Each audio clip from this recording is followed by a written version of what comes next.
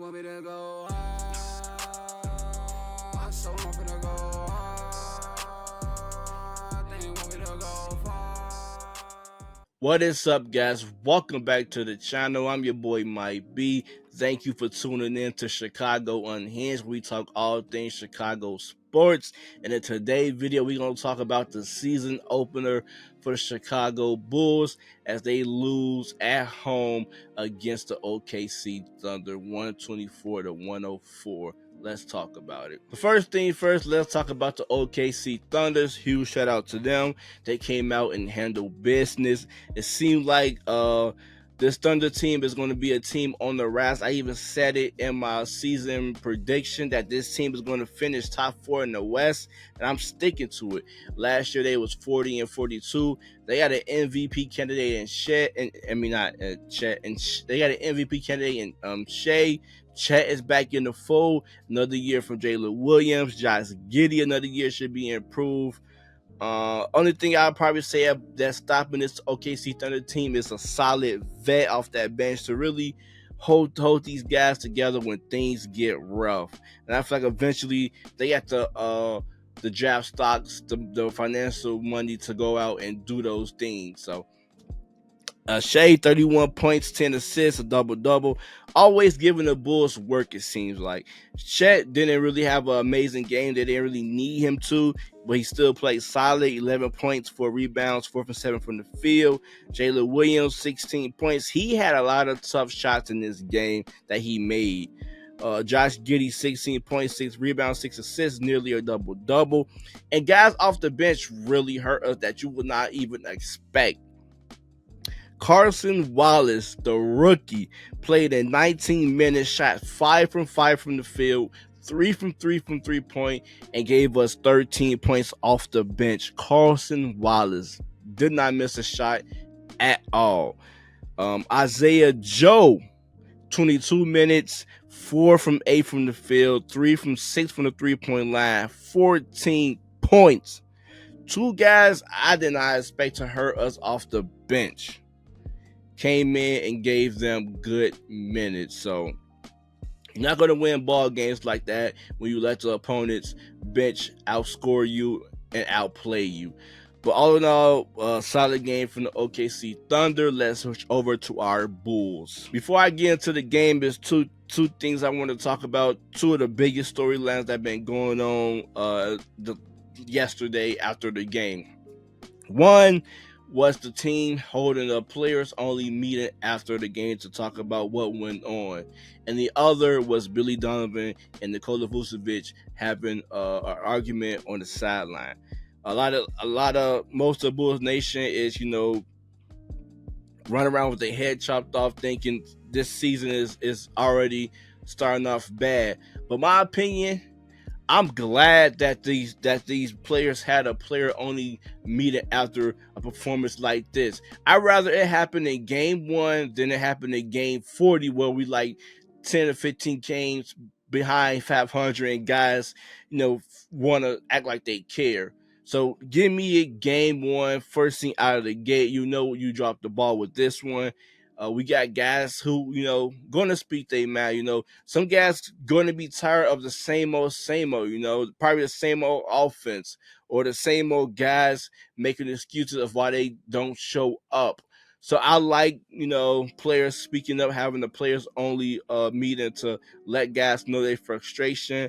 These young guys, they're getting more time in the NBA, so they're going to be more vocal. Kobe White is getting more vocal. Patrick Williams hopefully can get more vocal and start, telling guys, how he feels. Zach LaVine, I know Zach LaVine, you were tired of losing all the time, so are you going to be more vocal to, express your feelings? DeMar DeRozan, your career is almost at the tail end. You want to be remembered as a winner. Nikola Vucevic, who signed this 3-year contract to come back on a team that he thought was going to utilize his skill set.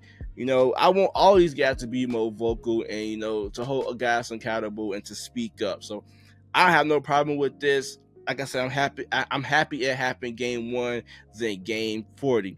And as far as Billy Donovan and Nikola Vucevic, it happens. We seen the same thing last year when Billy benched Zach LaVine. I ain't gonna say things mended between the two. I'm pretty sure Zach would never forget about it. So as Billy Donovan, and I'm pretty sure the same with this. But guys move forward. Billy Donovan even said it himself. He liked when guys, tell him, speak up and tell him how they feel. And Vooch have every right to speak up about how he feel, because if you watch the game, you can see Vooch gave it all on the court.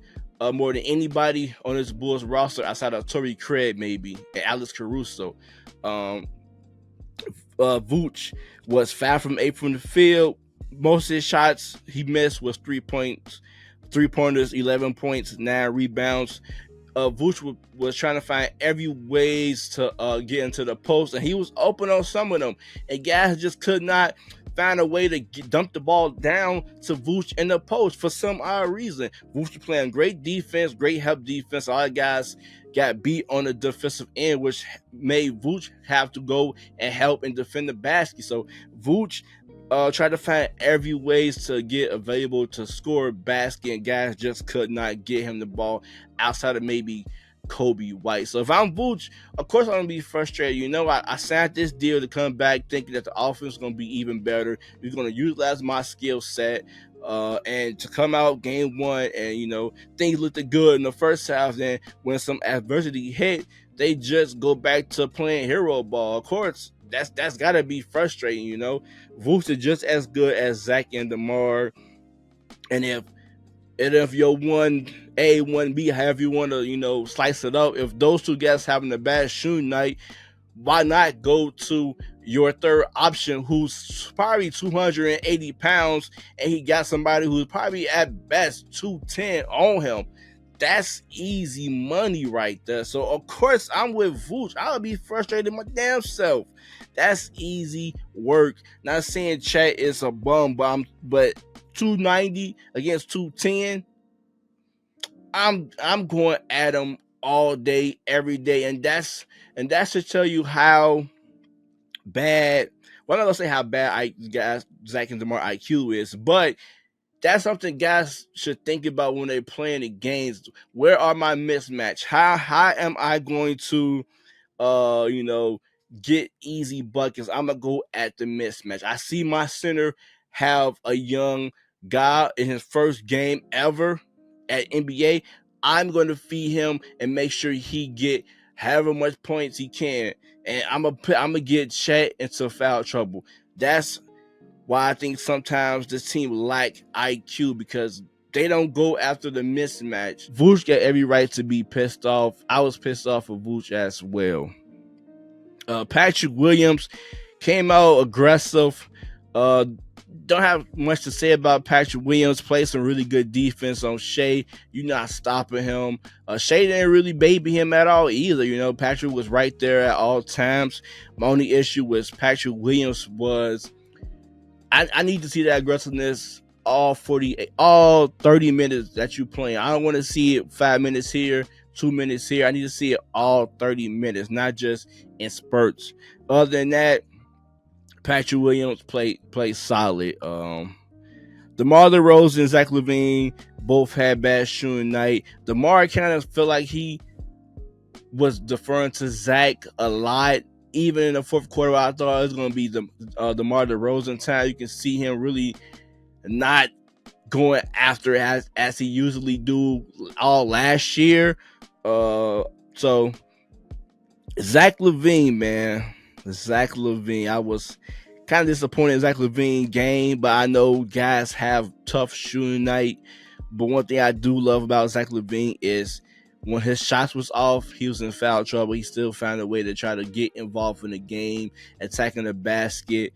6 for 6 from the free throw. But when Zach have these games where he's having a bad shooting night, I want to see playmaking, Zach. I want to see you get guys involved and then look for your shots. Throughout the whole game, I feel like Zach was just trying to see if he can get it going. I know shooters going to shoot, but if you know after the third shot, your shot's not really going in, the ref not really calling the fouls for you anymore, start getting your guys involved. That's that IQ I've been talking about. That the guys seem like they lack on this team. And I hate to say that because it's like me calling them some dumb players, but I just feel like when things go tough, they just revert to what they know. And that's why Lonzo Ball was huge for this team, because if Lonzo Ball shot not falling, he's going to get back to playmaking. He's going to defend. He's going to do everything to try to impact and help the team win. And that's what guys on this team, especially the big three, they don't have that. If DeMar DeRozan's shot is not falling, he's not playing defense, and he's not trying to get guys involved. The same with Zach LaVine. Kobe White used to be that way, but I'm starting to see Kobe White get involved on the defensive end. Patrick Williams the same way.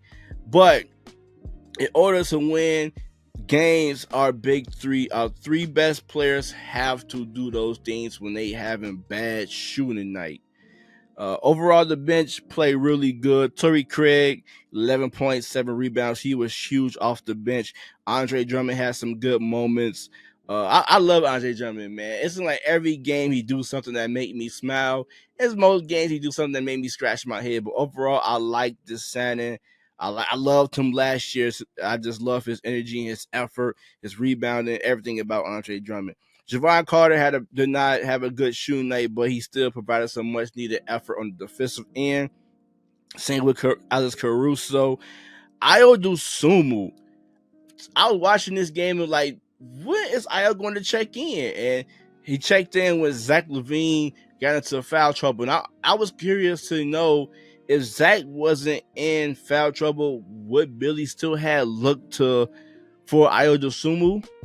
So that's something we have to wait and see on Friday. But I feel like Ayo Dosunmu played well in the minutes he was given. 9 minutes, 3 from 5 from the field, 2 from 4 from the 3-point line, 8 points, 1 assist, and 1 steal. So all in all, the boys played a really solid game in the first half. And like the same story last year, when things get tough, when adversity kick in for this team, they just fold. And that's the main, thing about this team. Overall, I can't really be mad at the 3-point shot. They took them 12 for 42. It just didn't fall. You're going to have games like this. So I just hope they continue to, take these shots. Hopefully they come up with something different against the Toronto Raptors. They look to get Vooch involved for more. So yeah, man, game 1 is in the book. We got 81 left. Hopefully we won't be having the same year we had last year. Hopefully we get some more positive than negative. And like always, Chicago, man, catch y'all in the next one. We got the Raptors on Friday. Peace.